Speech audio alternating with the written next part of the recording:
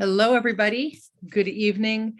I'm Assemblymember Laura Friedman, and I am very excited about tonight's virtual town hall, and I appreciate all of you for joining us. This is a huge and important conversation being about transportation in the San Fernando Valley and what the future holds for residents.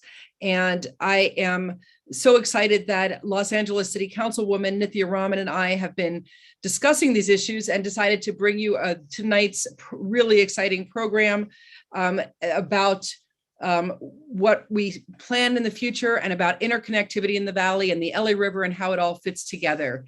Before we launch into tonight's discussion, though, I do want to acknowledge and recognize a very tragic event that happened this week with a Metro employee losing his life, unfortunately, on construction on the Purple Line. The entire transportation community, along with the city of Los Angeles and, of course, the LA Metro family and the Metro family, sends their heartfelt thoughts to the family and friends of the employee and to everybody at Metro. Tonight, we have an incredible panel of exceptional leaders in transportation. Now, if you notice the little slideshow we had up front, this is Women's History Month. And when we put this panel together, we didn't plan a tie-in with Women's History Month, but it just happens that some of the most important voices in transportation right now in the state of California just happen to be women. And I do want to just point that out because there is nowhere that we don't go. And I love to see moms and women involved in infrastructure and in these kinds of decisions. So, for many of us, Women's History Month is, something very important. And I do think that it's worth pointing out the advancement of women and on our aims of uplifting the needs of people, struggling communities, and the preservation of our natural world. Now, our speakers today are among the best and the brightest to discuss what's happening locally, the projects on the horizon, and how everything fits together with our efforts to create more sustainable communities. Before we dive into our panel discussion, I want to highlight some of the work that I've been doing in Sacramento regarding the transportation sector. Now, when I was tapped last year by Speaker Rendon to lead the Assembly Transportation Committee, I decided to take a very different approach than my predecessors. My goal has been to improve our transportation network so that it's safer and more reliable, more convenient, more environmentally friendly to users, because it's a very important part to our goals of being a sustainable state. As the largest contributor to California's greenhouse gas emissions, reducing emissions through all aspects of the transportation sector is urgently needed if we're going to truly address our climate crisis. And we've taken big steps to reduce our greenhouse gas emissions by creating incentives for Californians to purchase zero-emission cars. We've invested in charging infrastructure, and we're going to continue to foster innovation here in California that will set the pace for the rest of the world to follow. However, even under the most aggressive scenarios for zero-emission vehicle adoption and transitions to cleaner fuels, we in California cannot meet our climate goals exclusively by relying on a shift in transportation technologies. We have to reduce our dependence on driving and reduce overall vehicle miles traveled in order to meet our climate goals. The way that we use land in devotion to automobiles also contributes to greenhouse gas emissions. It also contributes to worsening public health efforts. It also leads to us not being able to see our neighbors eye to eye, to traffic congestion, to people having longer and longer commutes to get around their communities. It's just not sustainable. So we have to look at reducing our dependence on driving and also figuring out what those alternative modes of transportation look like. Now, I've introduced AB 2438, which requires all transportation projects funded at the state and local level to adhere to a climate action plan for transportation infrastructure and the California Transportation Plan. I've also worked to increase our investments in active transportation and transit. That's an effort that will be ongoing as long as I'm honored to be in this role. Biking, walking, and public transit are critical to the development of sustainable communities. And as chair, I'm going to continue to champion these community-based solutions so that every Californian has access to a range of mobility options with a clear emphasis on safety, because we can't get people to walk, we can't get them to bike if they don't feel safe. So far, we've already passed AB 43, which was my bill that modernizes the way that cities set speed limits so that people like Nithya Raman, our councilwoman, don't have to vote continually to raise speed limits to accommodate speeding drivers. Just last month, the city of Los Angeles was one of the first cities to take advantage of this new law by reducing speed limits on 177 miles of city streets, where they've had to raise those speed limits over time against the wishes of residents and against the needs of safety. Now, this year, I'm building on my work with AB 43 with AB 2336, which will authorize a pilot program to use speed cameras to slow cars down while using any fines that are generated to invest right back in those same streets on traffic calming measures. I'm also working on AB 1909, which is our omnibus bill, or we're calling it our omni bike bill, which makes it easier and safer for all Californians to use bicycles. This makes sure that cities can't ban e-bikes on bike paths or in their downtowns, requires cars to move over an entire lane when they pass cyclists if they have a lane available. It stops cities from requiring bicycle registration if it costs money for residents, and it authorizes bicycles to take advantage of leading pedestrian intervals, all with an eye towards making cycling safer and more sensible. Of course, improving safety requires addressing all users of our roads, and that means taking into account our wildlife, which we all care about. This year, I've introduced AB 2344, the Safe Roads and Wildlife Protect Act, which establishes a wildlife connectivity project list so that you, if you're on a highway, have less chance of competing against a deer or a big cat who are just trying to migrate, as all of these animals do.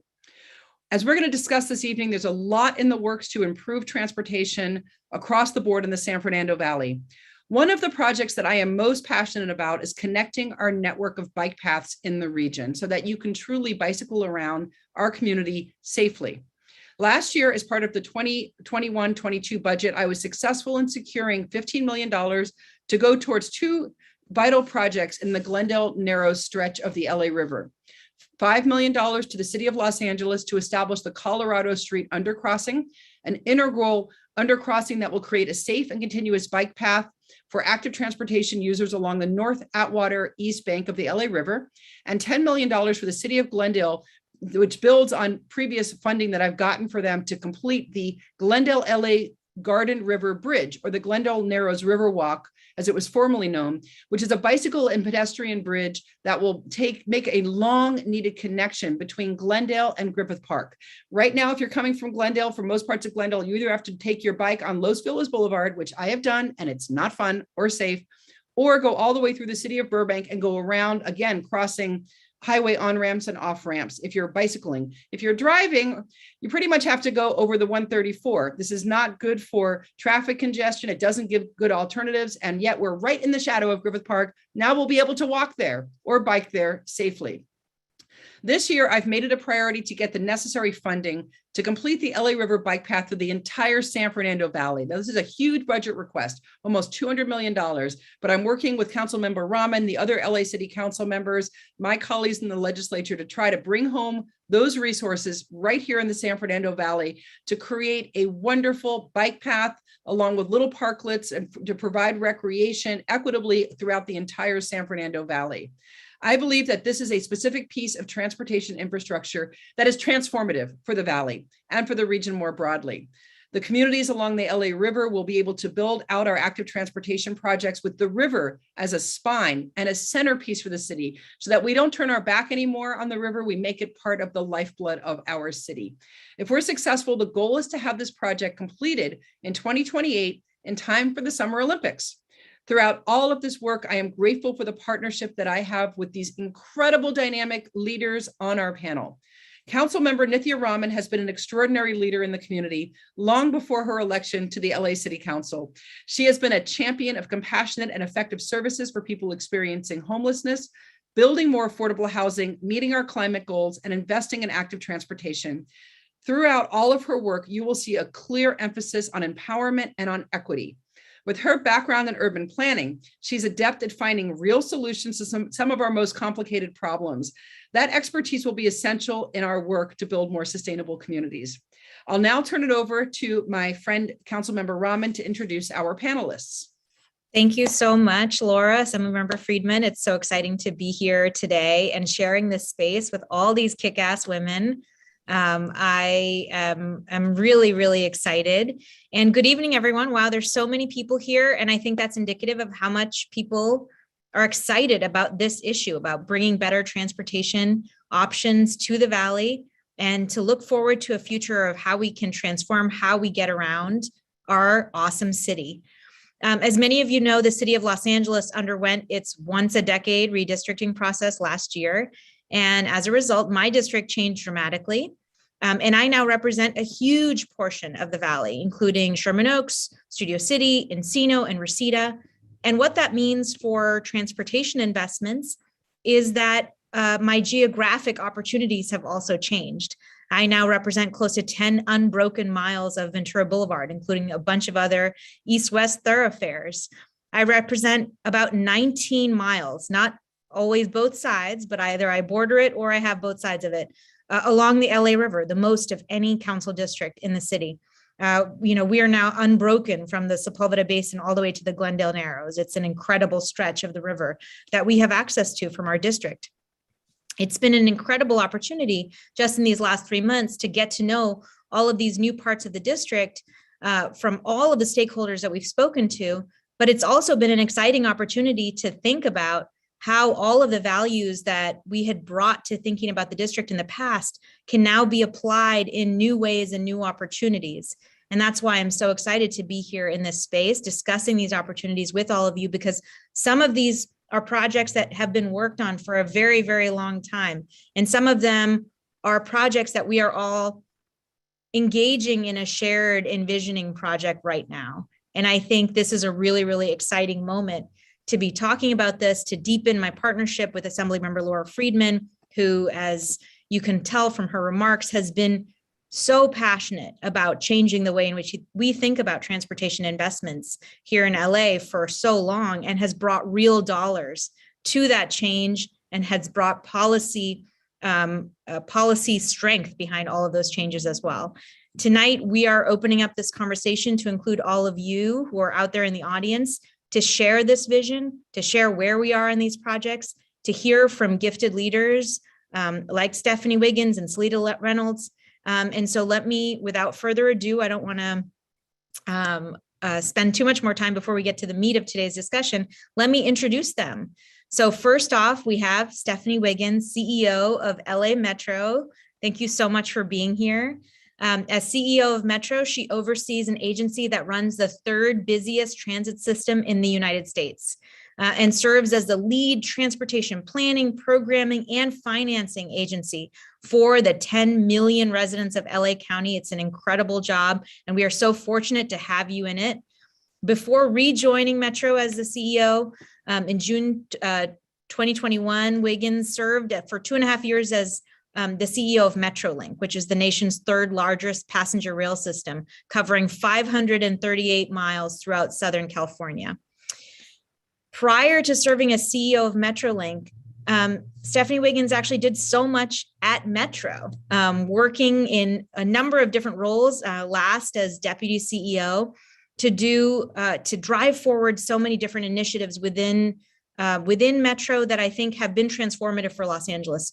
Most important among them to me was working with Metro and with the city to pass Measure M, the sales tax that was approved by 71% of LA County voters to fund public transit investments, without which we would be nowhere in LA for all of the work that we're doing. And so we have her to thank for her leadership on that. She also did a whole bunch of other things. She expanded the Women and Girls Governing Council. She expanded contracting to small businesses. She launched high occupancy toll lands, so much more. And with all of that, she brings a real and genuine commitment to equity, diversity, and inclusion. And I think achieving that goal, she knows, and I've seen it in her work already, means that she leads an organization that has to be as diverse and as inclusive as the region that it serves. And her commitment to that is really remarkable to see. So thank you, Stephanie, for being here today. I also wanted to introduce our other panelist, Salida Reynolds, who's the general manager of the Los Angeles City Department of Transportation. Salida has been appointed to this role by Mayor Eric Garcetti and has served in it for a number of years and is responsible for moving forward with one of Los Angeles's, to me, one of its most inspiring projects in its vision and its scope, the Great Streets Project, a plan to reduce traffic fatalities, to double the number of people riding bikes, and to expand access to integrated transportation choices for Angelenos across the city. She has over 20 years of transportation experience throughout the US, and she's advised transportation companies like WalkScore and contributed to the profession as an Association of Pedestrian and Bicycle Professionals board member. You've mentored young professionals through the Women's Transportation Seminar, and you've nurtured research on transportation research board committees.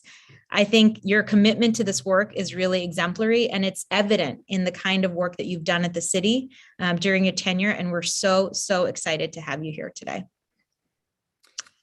Thanks. Now, we've been receiving questions all week for the town hall, and we are monitoring the chat and the Q&A, and we will be in the last half hour, and we've incorporated some of the questions we've already received into the questions we're going to ask, but we're not going to get to everything, I'm sure. So I want to let everybody know that every question you send, we will give to the correct panelist. Every comment that you send will go to them as well. So whatever you write will be seen by everybody. So don't think that we are ignoring you if we don't get to your question. And if we can get you an answer afterwards, we absolutely will.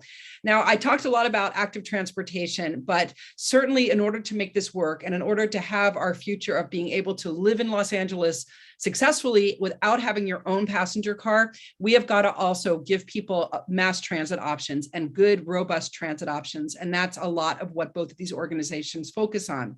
So I want to turn now to both Stephanie and Salida to ask what your organization's broader vision of what transit in the Valley will look like going into the future. And what are your timetables? What can residents expect to see next year, 5 years, 10 years out? What would you like the vision to be for a better mobility optioned San Fernando Valley?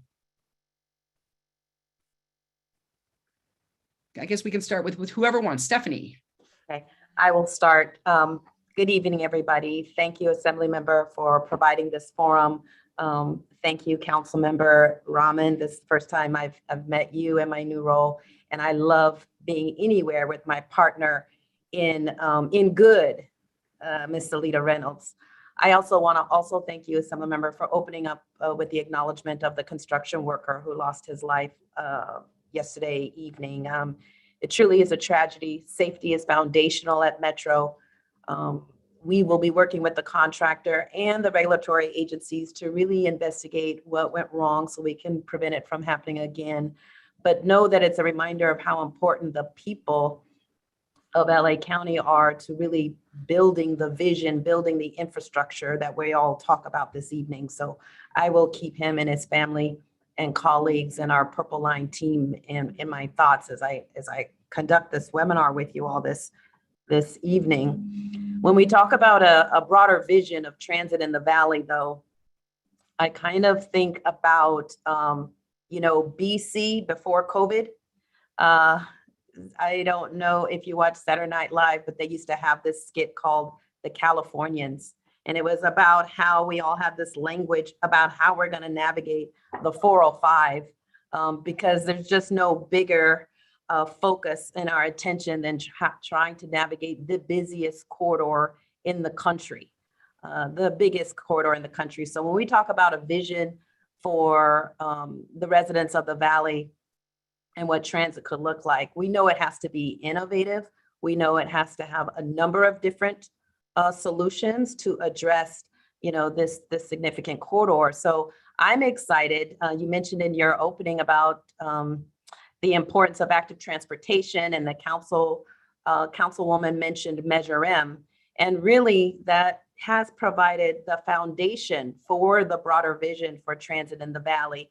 First of all, I'm happy to actually add to your excitement about really building out the bike lane network in the Valley, because through the voters of Measure M, $60 million of Measure M actually goes towards making that network possible, closing some of those gaps.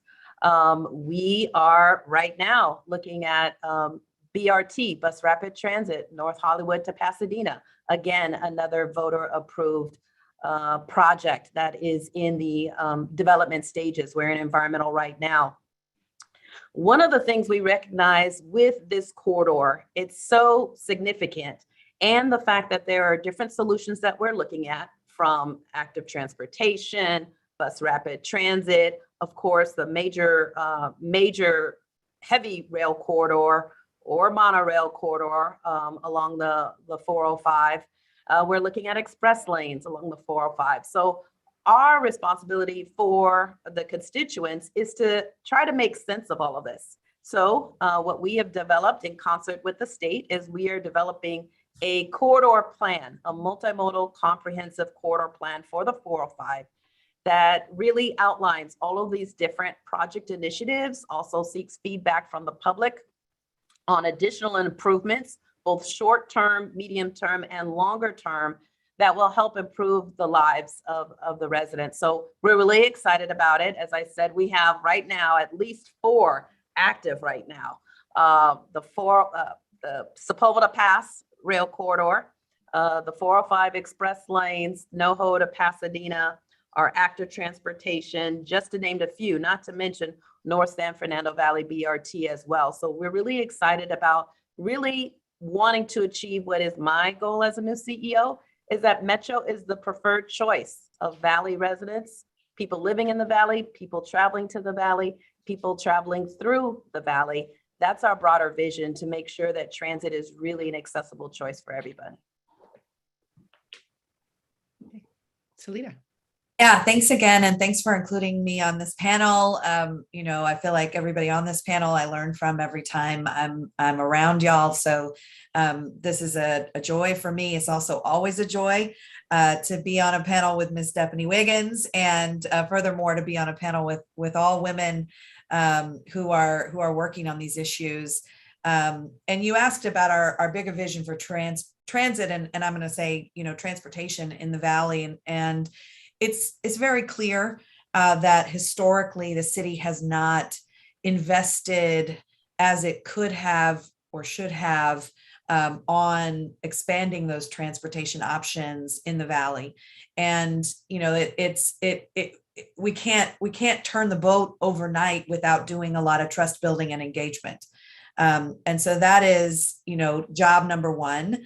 But I think as we get into it, later on in the conversation, and we're talking about some specific projects, you're going to hear a lot of the things that we have queued up, and they do revolve around, creating bus priority lanes, making safer streets, safer for people to walk, for people to bike, for people to drive, no matter how they get around. Some of our streets that have the worst safety outcomes are in the Valley. Half of the network of priority projects that we're focused on around Vision Zero, which is a goal to get to 0 traffic deaths, are in the Valley. And we have, LADOT has its own small but mighty transit system. We launched a new route in Sylmar earlier, or I guess late last year. We're going to launch another one in NoHo, hopefully in the next couple months here. And then we're looking to cut wait times for some of our other LADOT transit lines. But in general, our vision for transportation is that no matter where you were born, no matter what your age or ability, or no matter how you identify with respect to your gender, no matter how much money you make, no matter what zip code you are in, you can access opportunity, education, and the things that really, add to our quality of life in this region, whether or not you own a car, in the same sort of affordable, safe, frequent, predictable, and dignified manner. And, part of that requires us to take a very thoughtful approach to, number one, how we define public transit. So for LADOT, and I think Metro under Stephanie's leadership, we believe that trunk line transit, those subway lines, those workhorse bus lines, are really the heart and soul of that system. But it should also include things like electric vehicle car sharing. It should include things like on-demand microtransit. It should include things like, easy to get access to electric bikes. All of those things we should consider as part of a public transit solution.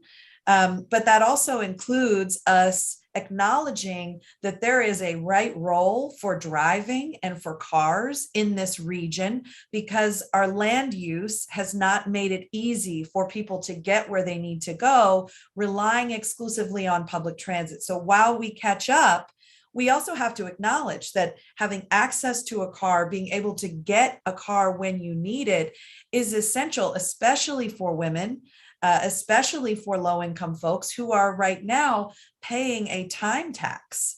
These are folks who don't have access to credit, so they cannot necessarily purchase their own cars. As gas becomes more and more expensive, that, even the folks who are we have folks making a tough choice between, owning a car when they can't afford it and being able to make rent, because having access to a car is such an essential part of having access to economic mobility. We know we have to change that if we have any hope of meeting our climate goals, of meeting our, racial equity goals, all of the things that we're striving towards. But in the meantime, we have to acknowledge that. There's a reason why I think around 70% of the trips in this region are under 5 miles, but about 85% of them are made by people driving alone in their cars. So we know that if we could shift even a small portion of those trips, we could realize enormous gains in terms of air quality, public health, all of these things that we care about. So we can't just sort of say everybody has to get out of their cars, but we also can't say if we just electrify all the cars, we're going to solve our problems.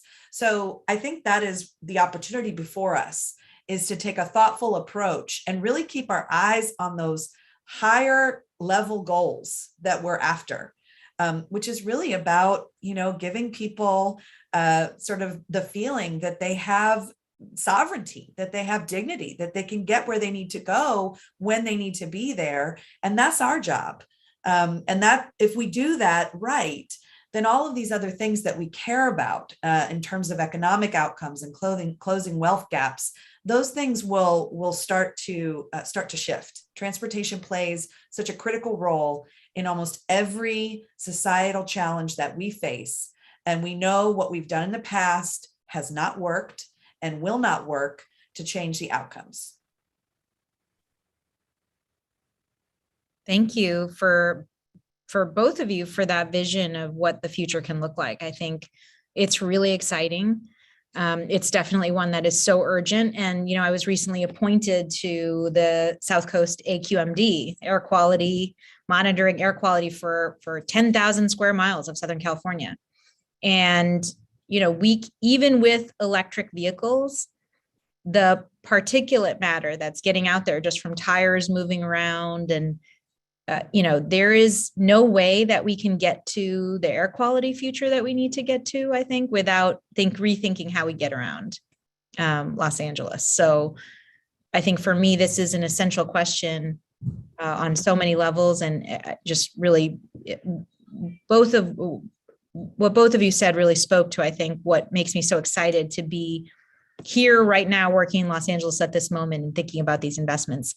I wanted to talk to you a little bit more, Stephanie, about the Sepulveda transit corridor, because I think it's a huge project, and it has the ability to do exactly as you said, Salida, to make investments in a neglected part of the city. We have not made investments in the Valley, in Valley Transit, the way that we have in other parts of Los Angeles. I think it is really time that the Valley gets its fair share of those dollars, and that money is being spent in ways that can really transform how we get around in the San Fernando Valley. I see a future, and I'm inspired by some of the documentation and the ambition that I see in Metro's documentation around the Sepulveda transit corridor. 100,000 daily boardings. That would be incredible. So I want to give you the space today, Stephanie, to talk about two things. One is, what do you think it would take for us to get to that goal, to get to that really ambitious goal? What would it really take for this to be a transformative project for the Valley, to really take, to take a lot of ridership into itself? But also, I think people also want to know how they can give their input into that vision, because that visioning process is happening as we speak. And I think if you can speak to what you think this project will take in order to get to its most ambitious version of itself, but also how people can contribute to Metro's envisioning of it, I think that would be great. Thank you, council member, for the opportunity to talk about what we know is the biggest project in Metro's history. It again, it has the capacity to be the most transformative because, as I shared earlier, and all of the Valley residents know how challenging it is to navigate the 405. We have the Santa Monica Mountains, which are that natural barrier there. And so our preliminary estimates is that it will be have the highest price tag of any of our mega projects. Preliminarily today, over $12 billion for this project. We think it needs to be transformative to meet that 100,000 boardings a day. We need to know it needs to be high capacity. It needs to be fast. It needs to be safe, but it needs to be innovative too. And what we recognized early on through our Office of Innovation, because this is such a challenge and it's been an area where we have not been able to really realize the mobility improvements with previous investments, most recently the 405 HOV lane that we added at a significant cost, and then within a year or two already was the capacity was eaten up. So we need better transportation alternatives.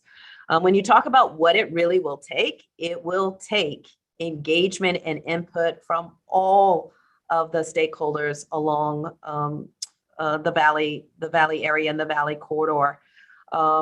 In addition, we have partnered with the private sector. We've done something that we've never done before in Metro's history. And that is we've advanced a public-private partnership where we brought in 2 private sector companies to come to the table and work with us early and try to develop alternatives that are both cost-effective, transformative, and meet the needs of the communities that we're trying to serve with this project, this really mega project. You talked about what's going to be critical to making it transformative. It is authentic community engagement. We launched just a few months ago the beginning of the environmental process, where we asked formally for public comments. We wanted to hear from everyone about what they thought about how they think we should move around in the Valley. And it's been a very interesting time. I just got a report out from our team that we received over 3,000 public comments during what we call technically a scoping period. And scoping generally means we are not prescribing a particular alignment. We want to hear from the community about what should we consider as we start the design process and the environmental review process. So we're excited that that scoping period has recently concluded. We're analyzing the comments now. We'll submit a report, we'll publish a report to the community within the next few months. And we're going to continue engagement throughout this particular milestone. One other thing that is important to stress is for these projects to be transformative, we have to be active listeners as Metro. And that means we have to provide effective engagement opportunities for people of all shapes and sizes to be able to provide us their comments. And so it's an iterative process. There are multiple points for the community to provide their comments so that we can work with our engineering team, our private sector partners to analyze those comments and report back. Right now, at the earliest, I think in Measure M, we were thinking that this significant project wouldn't be open until kind of mid-2030s, I believe. My team will correct me, around mid-2030s. It feels like a lifetime away, but we want to do it right, particularly for what it could mean for the residents of the Valley, what it means for employment, access to education, access to healthcare along that route. It is the most transformative project that we're working on at Metro, but it will take some time.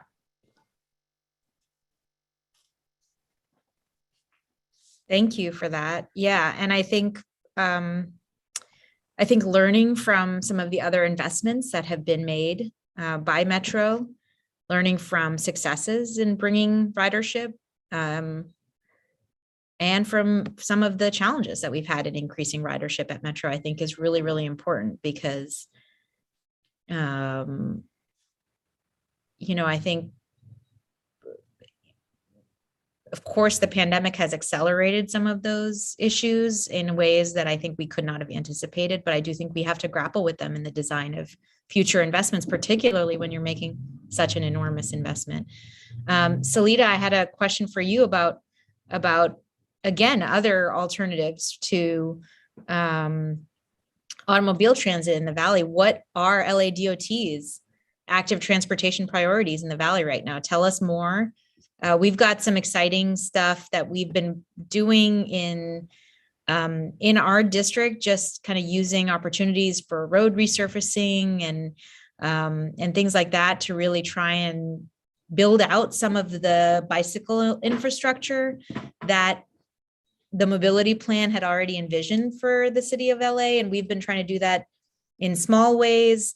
But we're really excited to hear more about what your department has planned, and how all of us here, both on the panel and in the audience, can make sure that we're supporting those investments and making sure that we're dovetailing with them as we think about what our own plans are. Yeah, and I appreciate the question. And I also know, because I've been doing this work a long time, that the minute you say the words bicycle lanes, there is almost an people immediately snap to positions and can become very agitated. And I've thought a lot about why that might be. And I think it's because when we still in Los Angeles and not just in LA, in a lot of cities, think about riding a bike as being outside of social norms. And so while, we may do like years of outreach, literally years of outreach, and talk to hundreds of people about a project like the mobility plan, or Measure M, or even individual bike lanes, when it comes time to actually start putting those in, and the voters of this county have been incredibly generous in voting to tax themselves to pay for transit investments and bike investments and pedestrian investments. But when it comes to the street, down the block from your house, it's a totally different thing. And it feels to people as though their own way of life is maybe under threat for what they perceive as being a very small number of folks. And I can understand where folks are coming from when they sort of get that feeling. And so doing that outreach and really helping people to understand, why is the city doing this? What does it mean to me if I don't ride a bike? How can I be seen and be heard in a public outreach process? This is really important to us. And at the same time, we have a very clear city adopted plan that says what we're supposed to build and where. We have very clear collision statistics that show that people biking and walking are disproportionately the ones who are getting injured and killed on our streets because they don't have a safe place to ride. And we also have a lot of data that suggests that when you make a street safer for the most vulnerable person who uses it, the person walking, the person biking, transportation users are like a food chain, and it benefits everybody up the line. It can make the street more organized. It can make it actually function better from a congestion perspective. And it can make it safer and better for everybody. But this is hard work. So I just want to acknowledge all of that up front, so that people know, we understand that these issues are complex. But having said that, some of the things we're working on, just to start with transit, we've done over 30 miles of bus lanes citywide just in the last year and a half. And we're ready to implement a project with our partners at Metro for another 6 miles on La Brea Avenue this spring. These are huge benefits. When we rearrange the street, when we change the street, we change the city in a positive way for people who rely on transit to get around. We have our own new dash routes that I mentioned. We're going to try and cut wait times on Northridge, Reseda, and Panorama City, Van Nuys, and the Van Nuys Studio City routes. But then when we get down to walking and biking, I got to give props again to Assemblymember Friedman's incredible work on changing the game on how we do speed limits. So we're busy reducing the speed limit on over 170 miles of streets. And our Vision Zero priority corridors, where we're really interested in making things much safer for people biking and walking, because they represent the streets where we have the highest number of people getting injured and killed. Half of them are in the valley. So we've got Foothill Boulevard from Apperson to Sherman Grove. We've got Nordhoff from Balboa to Colette. We've got Roscoe from Oso to Tampa. And we've got Van Owen from Sepulveda to Van Nuys. That doesn't mean there's going to be bike lanes on all these streets, but what it does mean is that we are going to do outreach in the community to talk about all of the different ways we could make those streets safer for everybody and engage in a community process to come to some agreement. So in terms of infrastructure, so we have what we call our neighborhood networks of comfortable streets. So these are neighborhood streets that are already low volume, low speed streets that we designate as sort of bike boulevards, for lack of a better term, for people to use to navigate around the valley. And then we have a lot of what we call quick build projects, which is where we use paint and bollards to claim the space, to put projects in quickly. And then we try and come in afterwards with concrete and more sort of the more expensive intervention. So we're doing that right now on Riverside Drive, thanks to your support, Councilmember. I'm really excited about that project. But we're also focused on Reseda Boulevard, which is in your district, and then Sepulveda, which is just a little bit outside of your district. And then I also want to mention, our whole family of projects, our Play Streets projects, where we literally pull up a playground in a box and we close the street to cars and we open it for kids to play, particularly where they don't have access to open space. We have our Slow Streets program, where neighborhoods can actually put in sort of traffic calming, light touch traffic calming features that will slow cars down and sort of signal to them that the car is the guest. And that we're really, the priority is people biking and walking. And then of course, Ciclovia. So Ciclovia is one of those magical things that has this effect of helping everybody see all of ourselves as people who bike. And there's really nothing like seeing the city from behind the handlebars in the middle of the street. There's just nothing like it. And so, that's something that we continue to focus on, because on Ciclovia days, the air is cleaner, not just on the route, but in the entire neighborhood. We have fewer crimes reported. We have just more joy. And we also there's research that suggests that people perceive biking as unsafe the longer it's been since they were on a bike. So even something like just getting out on your bike, getting it out of mothballs, getting it out of the garage and riding a bike on a Ciclovia day can really shift people's mindset about the role of bicycling in the city. I talked about the right role of driving in a city, and I think there's certainly a right role for biking. And then the last thing I'll mention is our Mission Mile project, which got a ton of active transportation dollars from the state to rethink Sepulveda Boulevard, which is a little bit farther north from your districts, but it is sort of one of our key priorities for the Valley. And then we're working closely with Streets LA to expand the project beyond street design, and worked really closely with community members to design something for everybody. We're getting ready for the next cycle of ATP applications, and we're hoping we're going to get some money for some improvements around the Hanson Dam along Osborne Street to better connect the bike path with the park. Great. And I'm going to ask this question and ask for a short answer because we have so many amazing questions. And by the way, we are going to make sure that all of your questions that you've asked us in the Q&A will get an answer from someone if it's not tonight. So my question is, how does the LA River fit into this? Why is it important? And if you don't have an answer, that's okay. I'll answer it. But I'm going to see if both of you, since you're the ones running the agencies, what you think. Whoever wants to try to answer, maybe Salida. Sure. I mean, the LA River is this amazing geographic feature, and we're blessed to have it. 51 miles of uninterrupted Class 1 paths is a big deal. And so for us, we're really excited about the Taylor Yard Bridge that we just opened, which connects the east bank of the bike path to the west bank in Cypress and Elysian Park. And next month, we're going to be cutting a ribbon on the Headwaters Bikeway project in the San Fernando Valley. And, we hope that that's a virtuous cycle where we continue to get money, open these projects, which are incredibly expensive and time consuming, but pay dividends for generations to come, that people will continue to feel like that's something they want to advocate for and get behind, and support, visionary funding requests like the one that you're making.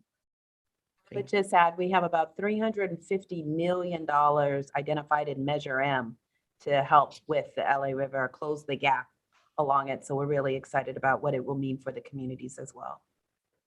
And has that money already been programmed? It is programmed, yes. As recently as last month, an action by our board to really advance both the projects. I think there's funding for the northern part of the bikeway. And then the big project is one where we work closely with the city and the county of LA for the big, I think it's about 10-mile gap or so.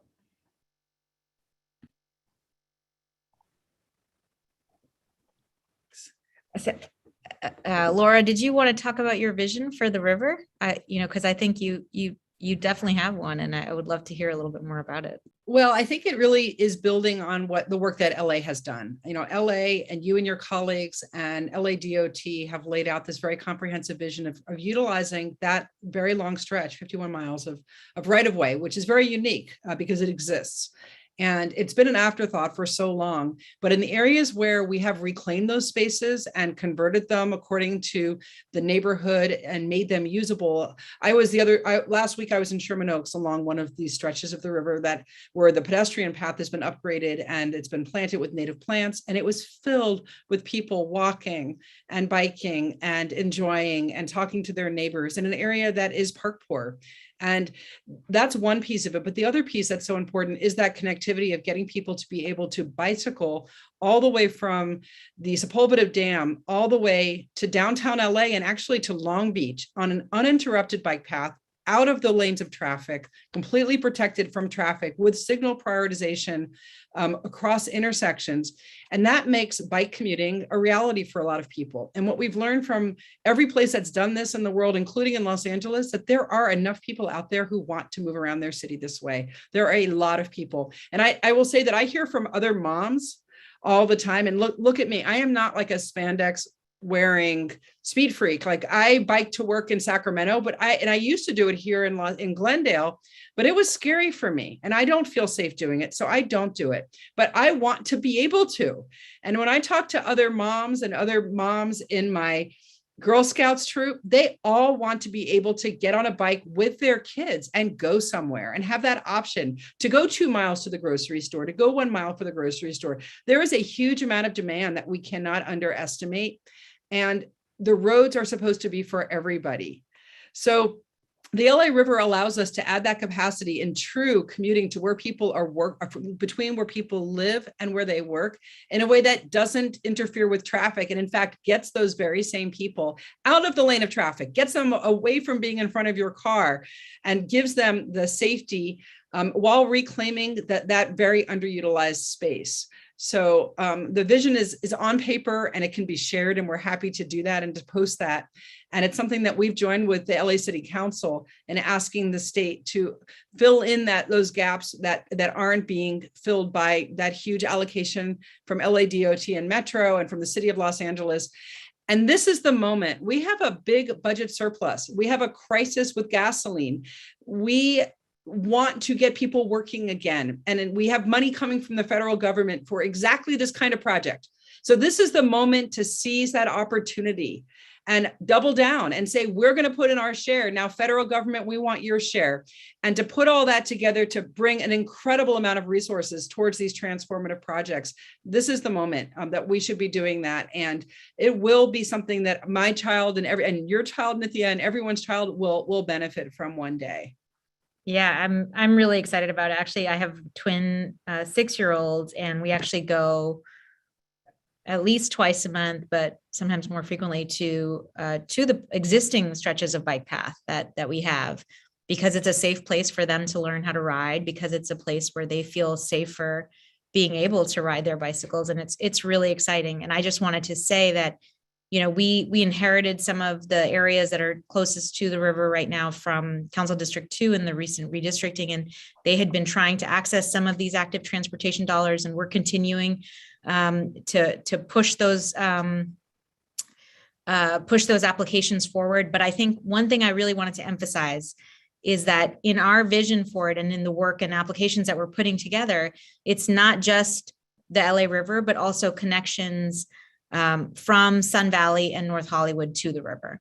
So it's not just people who are already, lucky to live near the river and to be able to use it for commuting, but really trying to envision it as part of a broader interconnected network that will become part of this, bicycle commuting city. And really brings us closer to this vision of this totally navigable river for bicyclists and pedestrians. I mean, it's going to be really marvelous when it does happen. Councilmember, can I add on just yes, on this topic? Please. So we are in the process of updating our active transportation strategic plan. So you talked about earlier the importance of community engagement. Shameless plug, March 30th from 5:30 to 7 p.m. We're holding a virtual community meeting where attendees will get an overview of our effort and can help, again, inform, provide input on where we should be looking at, making sure we have these, we close these gaps in the network. So this is the perfect timing. Metro.net for more information. ATSP, that's our Active Transportation Strategic Plan. Thank you. That's great. Thank you so much. I wanted to follow up on that discussion because, we keep saying big visions, transformative investments. But all of those big visions, all of those transformative investments, they come with some hurdles. And I was just wondering whether both of you could speak to some of the hurdles that you have faced when you've been trying to implement these bigger projects, particularly maybe in neighborhoods and communities where the reception to some of these efforts is mixed. And how have you navigated that? And I think either of you are welcome to step forward and speak on this. But, I think, Salida, you were already speaking to some of it earlier. I'd love to just hear about how you've overcome those hurdles, how you've brought people in, because that is what we need to do right now, is to bring people in. And I just wanted to say one thing about, so when we've done some small, like what we're doing in our district with our funds and with our opportunities are obviously, they're not at the scale that both of you are operating, because you have large budgets that are dedicated to transportation, and we're working with you, but also trying to do what we can that's within our own jurisdiction. One thing that we've done is that where we have done kind of restriping or any of those issues, we've actually gone and knocked doors around where those projects are happening. So we're not just making a space where people are invited to give feedback and having them come, but really actively going out to people at their doors, explaining to them what's going to happen near them and asking them their input on it. And we find that in those cases, there's a lot more positivity, just like you see when you have the citywide votes on public transit. People are like, yes, I will tax myself more to pay for this because this is the vision of the city that I have. And I think there's ways of thinking about how we can bring people into these processes and to make sure that we're building them in ways that really speak to their needs. But I do think this is a moment where we have to be innovative in how we do that. And I'd love to hear more about some of the innovations that both of you are pioneering in your respective institutions. Sure, I'll give it a start. So community engagement is something that I'm a lifelong student / nerd about. Been doing community meetings since 1998 was, I think, the first one I did on a bike lane in the city of Oakland. And what I observed over time is that the way that we were structuring community outreach was utterly broken. So we would have these evening meetings on weekdays when working parents were not able to attend, when low-income folks, who might be working second shift were not able to attend, where we did not have a good, an accessible way for the community to come and participate. And we would have, a project manager get up in the front of the room with a PowerPoint about their project and spend 20 minutes presenting very technical details to communities that had probably been asking the city for other things for many, many years. And the city finally shows up and they're there to talk about something that the community has never asked for. And that's a function of the way that transportation funding works. We do not have reliable and sustainable funding streams to invest in ongoing community engagement over time, at least at DOTs. Typically what we have are project budgets. So we apply for this project, we compete, we get the money, and then we have the money to go out and talk to communities. And it just was not working. And so one of the things we've tried to do over time is, first of all, to have multiple layers of engagement for people, to actually have, over on Cesar Chavez in Boyle Heights, we literally had somebody sitting with a card table on a sidewalk, speaking in Spanish and talking to people who were passing by. When we did our work on, we did our community-based research on the needs of women and girls, we went to, into the community and actually paid women to come and participate in focus groups to give us feedback. We try and have childcare. We try and add other things to our community meetings to make it a good use of people's time so that they're not just showing up to focus on one project, but they're showing up and maybe there are health screenings that are happening. Maybe there's somebody there who's helping them figure out how to complete applications to get housing vouchers, right? There's a whole variety of services that we're trying to wrap these meetings in order to get feedback from folks. But, and when we do that, we find that we are getting a much more broader input from folks. And we also, look to make sure that we are investing in the organizations that are already in community. So we've just hired a contractor to support our community first engagement work. We're trying to identify paid community ambassadors, create a street team, do better business engagement, multilingual material. So we are always trying to be better at bringing in, feedback from folks who maybe didn't participate in the past. Faith-based communities are a great example.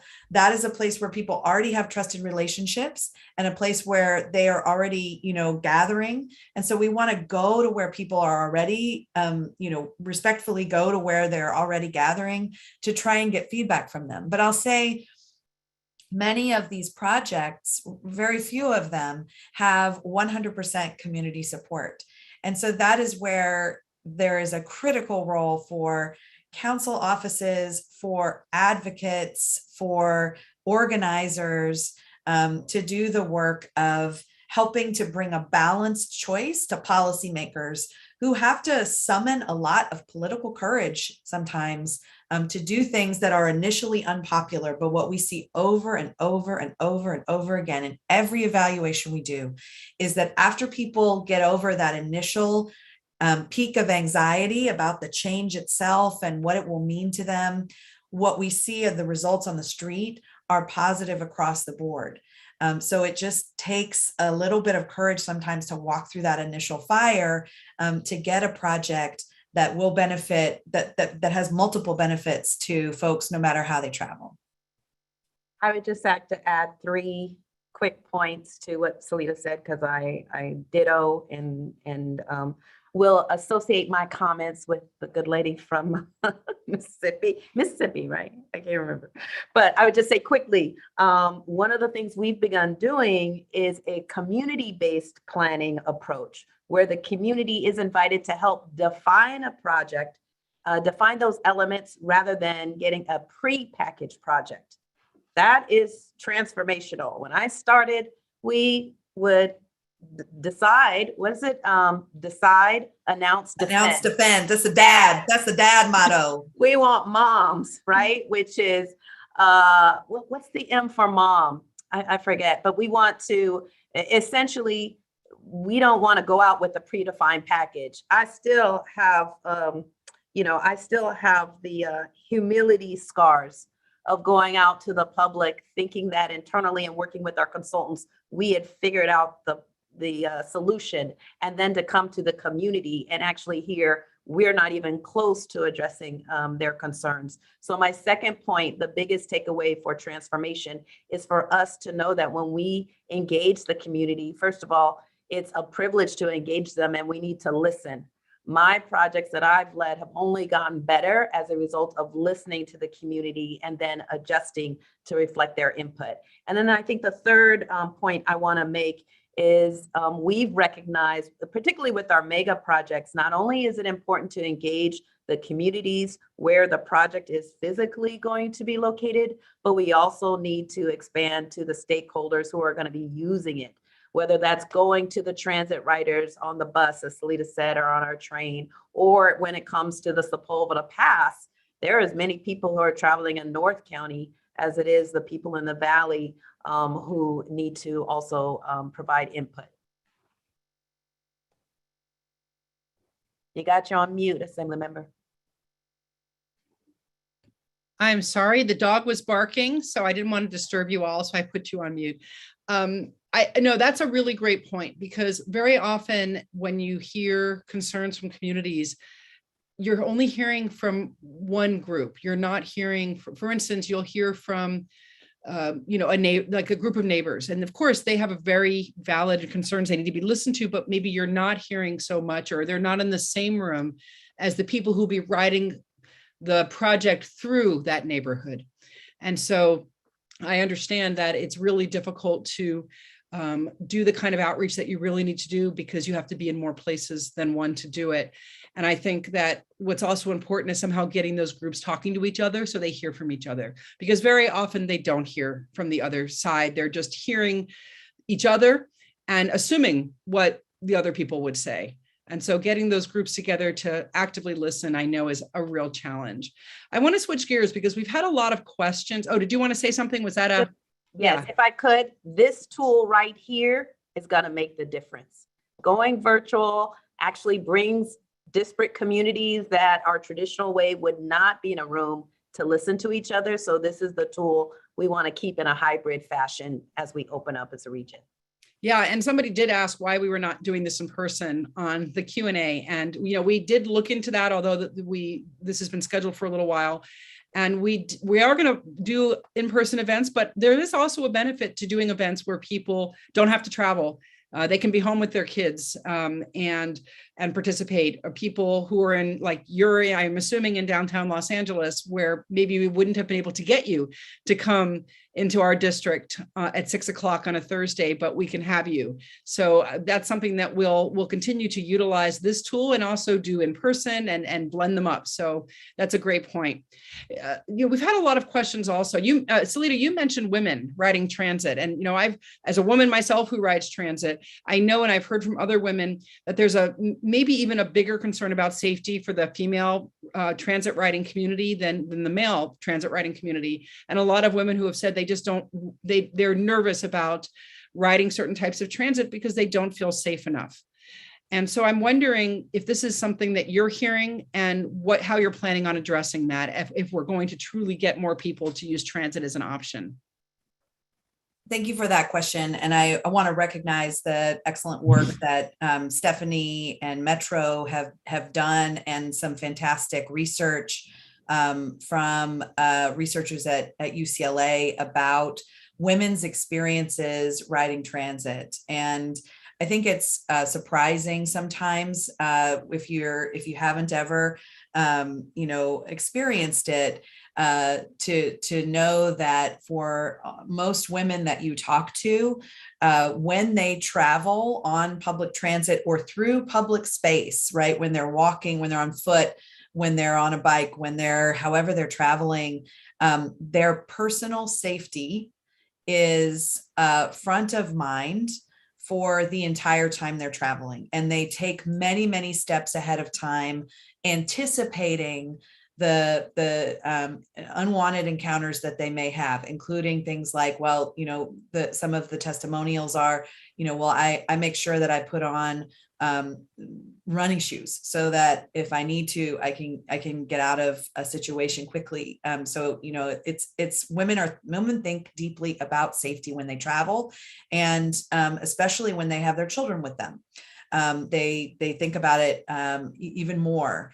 The work that we did to complement Metro's work about women's perception and real experiences of safety on Metro's system was to ask women and girls in Los Angeles, what trips are you not taking because no safe or affordable or reliable mode exists for you?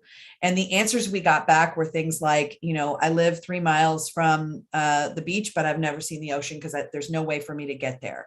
Or, there's been there's a grocery store finally in my neighborhood, but I can't get to it on a regular basis in order to do my grocery shopping. Or I can't buy anything that's frozen when I go to the grocery store because it'll be melted by the time I get home because I can't drive. There's a gender gap when it comes to driver's licenses, and this is exacerbated in Black and Brown communities. So in particular, one of our focus communities was Watts, and what we found is that there's about a 15 to 20% gender gap in driver's licenses.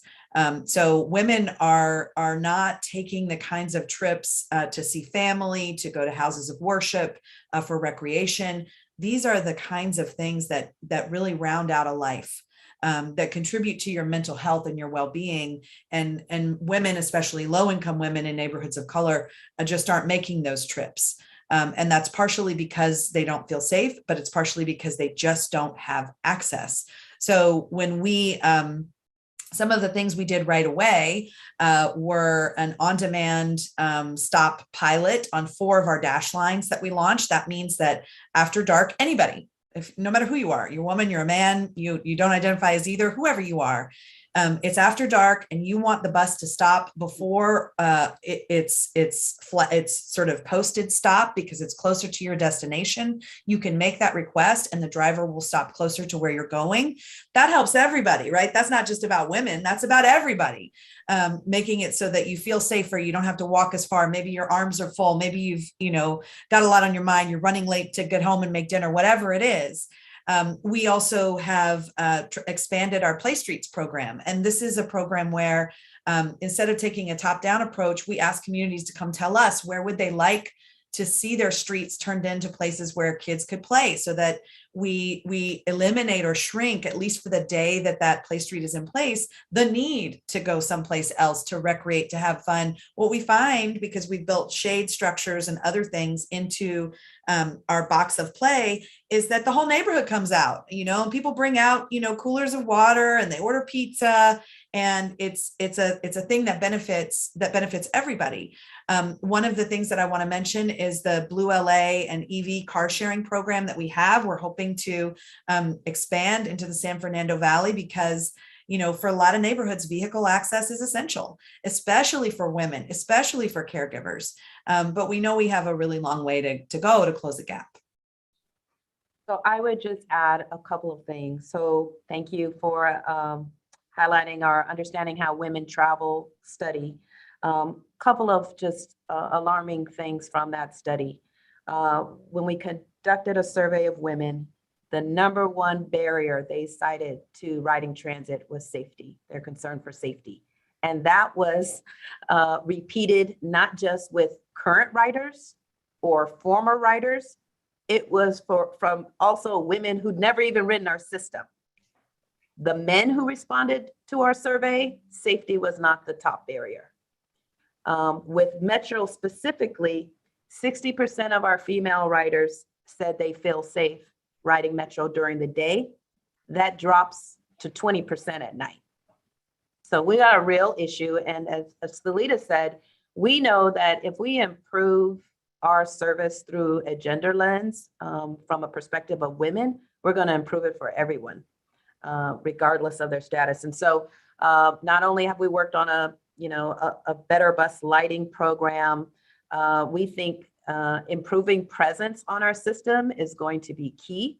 So we are working on standing up community-based ambassadors. We're looking at to better deploy our resources more strategically with law enforcement, homeless outreach providers, but we're also looking at how we design our system. One of the things that we learned is to be intentional when we design. For decades as planners, we were really trained to not see each other, not see the human connection with each other. We only looked at data and we looked at aggregated data. But the opportunity was when we disaggregated the data to look at how women respond versus men, that really opened our eyes that we need to really shift our thinking about how we're going to make transit accessible for everyone. Thank you to both of you. I think the idea of making sure that transit is safer as a gender equity issue, I think is a really powerful lens with which to view it, and also a powerful lens through which to think about the kinds of improvements we want to be making. And I do want to say, I used to commute a long time to my last job. I took a bus and 2 trains, and one of the biggest challenges I had in terms of safety, and safety was a consideration, was that sometimes my train wouldn't come or my bus wouldn't come. And so frequency and reliability of transit, I think, is also a really important factor for safety. Like the number of times I can remember waiting at a bus stop for my final connection home, watching the sunset, it gets dark, I miss one bus, the next bus is not coming for another half hour. And finally I give up and I either call a friend or see if my husband can come and pick me up, or, I used to use an Uber for that last mile, because I would just, the reliability was not there for me to be able to stay there and feel safe. And I think that's another factor in thinking through this, particularly at a time when we are cutting lines and we're cutting frequency because of all of the factors that we're facing in our system right now. But those will impact safety as well. And I think it's really worth thinking about it in the context of gender equity as well, because I do think that might make us reconsider how we do make those cuts. I want to talk about something that's really important for all of this work, because it's really important for Los Angeles overall, which is homelessness. And I want to keep it broad, because I want to give you both a chance to just talk about this in the ways that you want to. But I would love to hear a little bit more about how both of you have been grappling with the crisis of homelessness as you think about your own missions in your work. I would say, for DOT, and I am somebody who also takes the bus whenever I go downtown, or I ride an electric Metro bike share bike.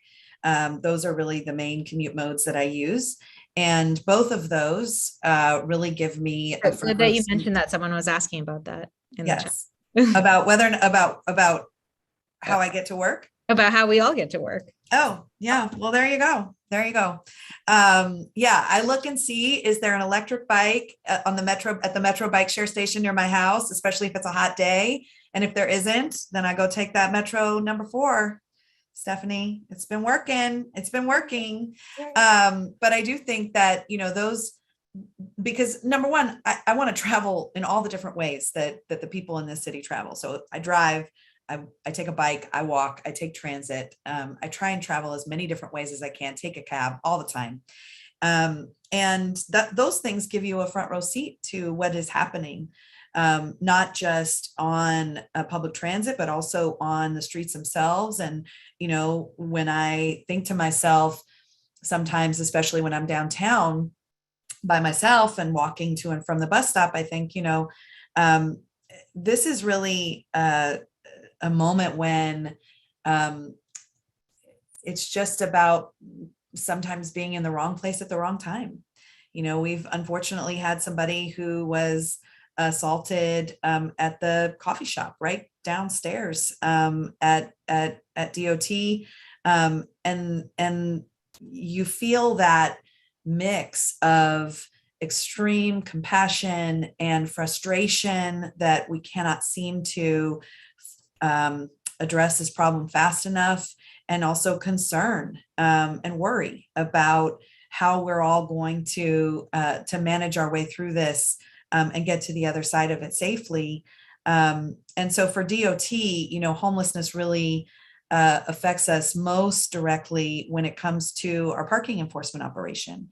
And so we have really worked over the last couple of years to do a few things. First, to create financial relief for people who get citations who are really struggling economically, a number of different ways that people can address their citations if they are unable to pay them, so that they don't increase and ratchet up and then create something that is crushing and further, drives people into poverty. We've also really thought over the last year and a half about how to address abandoned vehicles, because we are not going to tow a vehicle that is clearly somebody is living in, because that is a negative result for everybody involved.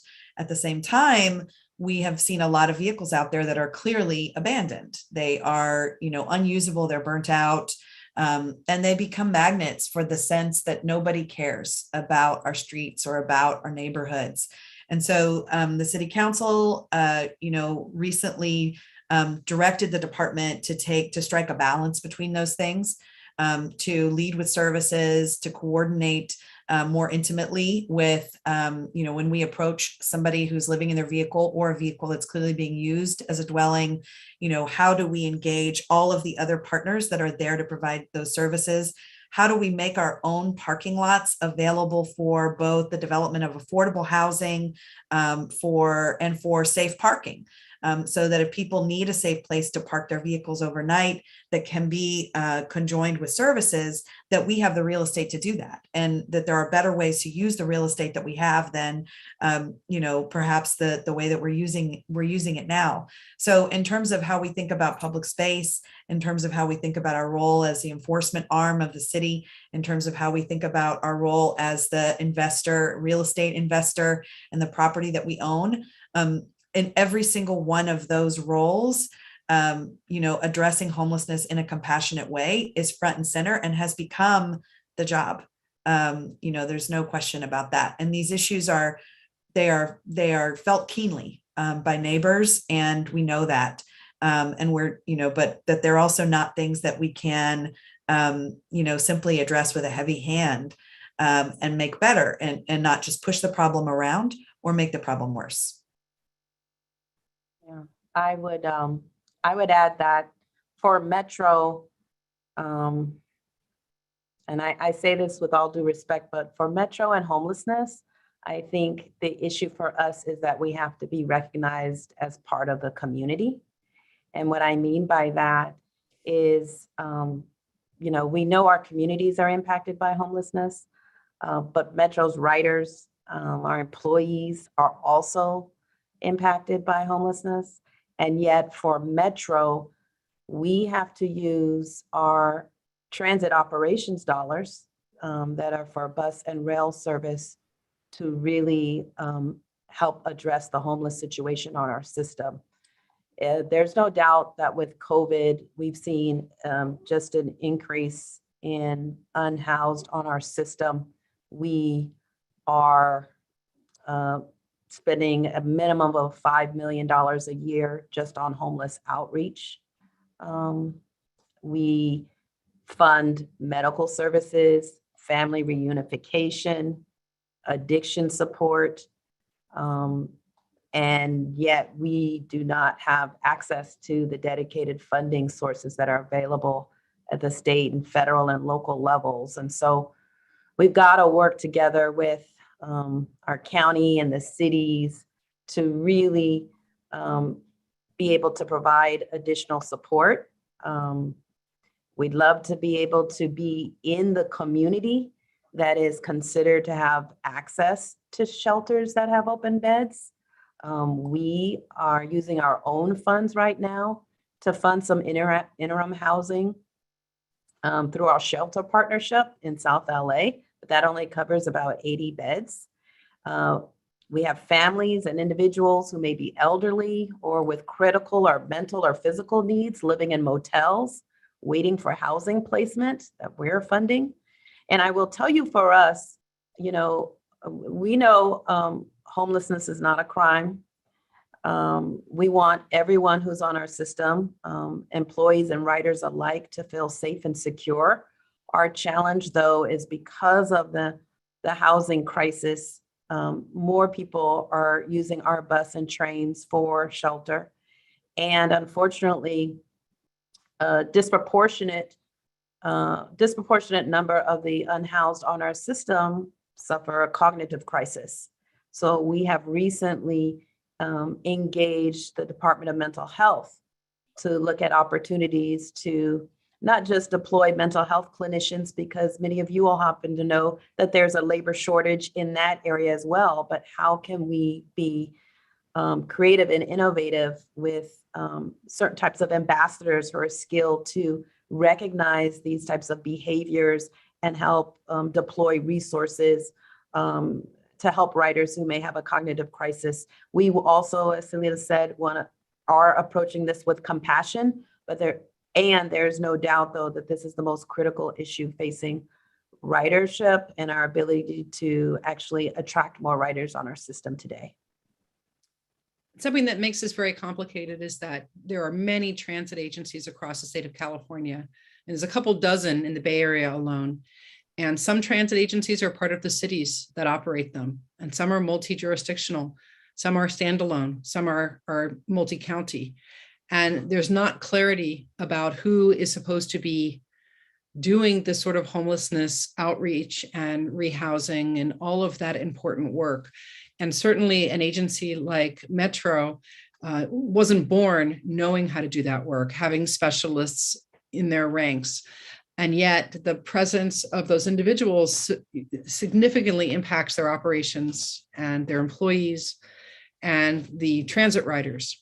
And so it's something that I've been talking to Metro about, and I've been talking to my staff about trying to figure out, with all of those different agencies, with all of their different ways that they would like this to work and the different ways that it is or is not working for them, how do we from the state level support better efforts when it's going to look different in every area? If a transit agency is run by a city, they have a much different type of experience and ability. If a transit agency is Metro, LASA, our homeless provider, is not going onto Metro buses. They're not going into their system to provide that, and they may feel that they can't. And do we really want them walking on train tracks to try to find people? So this is something that we have got to figure out if we're going to get people into transit. And so I'm going to be holding hearings on the future of transit. This will be a part of it. I'm actively working with the stakeholders, with Metro, with others, to say, we need to figure this out very quickly and get those resources deployed out there in a comprehensive way and in a way that makes sense for everybody. And Nithya and I have dealt with this with Caltrans and figuring out who does encampment work on Caltrans sites. And it may seem easy to the public, but when you've got agencies that have legal liabilities and their own concerns about who they let on their property, it starts to get complicated. So know that we are working on it, and it's a huge issue. And I think that this is a place maybe of ending with a little bit of insight maybe to the public of the kinds of issues that we all are grappling with between ourselves on a day-to-day basis. Yeah. Whether it's a Caltrans site or whether it's Metro, these are things that I've been involved with all of these folks and working on, and they've been working on internally. And it's not that easy, but I think that there is a lot of resources right now available and being deployed to solve these problems. And it's incredibly essential that as we increase our investments in things like transit, that we also increase our focus on what makes them work and what makes them usable and useful to people, because we do have this moment where we can change fundamentally how we move around our city and how we live, and for the better. And it's overdue, and we need to do it. And with that, I know we're out of time, but I want to see if any of you, that's my last statement. So I want to see if any of my fellow panelists have anything that they would like to say to bring us home. Maybe we'll go to Stephanie, Salida, and then to let Nithya, bring us home at the end. And I'll just say lastly that I really appreciate the incredible engagement from the public, the amount of participation, the very passionate Q&As, and I've been trying to monitor them a little bit, and we will go back and look at each and every single one of those comments and get them to all the panelists. But that shows what an important topic that we're all involved in. So thank you. And I guess we'll go to Stephanie, and then Salida, and then Nithya. I just want to thank you again for this forum. I think we could still be talking for a day or two about all the opportunities in the Valley that are being planned. And I just want the constituents to know that Metro has an open door. Please engage in our community outreach efforts. We want to hear from you, because we want to make sure whatever infrastructure improvements and service improvements that we actually bring to the community are ones that are going to make a difference, a positive difference in your lives. So thank you. Yeah, same. I just want to thank everybody for the opportunity, Assembly Member. And I think it is just the different levels of government represented on this call is emblematic of how complex it is to move things forward. But I think you've heard during this conversation about some big things we have coming, and some big things that we've accomplished already together. And I think that we know that one size doesn't fit all. We manage and operate an incredibly complex system, but we want to make sure that we are managing it for everyone, no matter how they travel, no matter who they are. And our main goal is really for people to be able to live their life to the fullest, and not to have transportation ever be the reason why they're denied opportunity or joy in their lives. Wow, those were great, great closing remarks. And I wanted to echo the note of thanks to both of you and to Assemblymember Friedman for having all of us in this shared platform. I think all of you have been an incredible partner to our council office already, and we're looking forward to working on it more. I did want to say, in response to the question on homelessness, I think one of the things we need to be doing as jurisdictions is bringing more dollars to the table to support transportation projects, understanding that we're in a context of a lot of homelessness. And so I wanted to just also share with everybody here that our council office applied for and received a $1.7 million grant from the governor to address homelessness along our stretch of the LA River. And it gives us enough dollars to house about 65 people who are already living there. And it's a really exciting grant. And I think thinking in that way, holistically, not just about transportation investments, but also about investments in the parallel issues that are our challenges going forward. I think that is the way forward, and conversations like these really anchor us and move us forward in that direction. So thank you again to all of you. Thank you to Laura for this space, and looking forward to continuing this conversation in real life in the future. Thank you, everybody. Have a great night. Stay safe.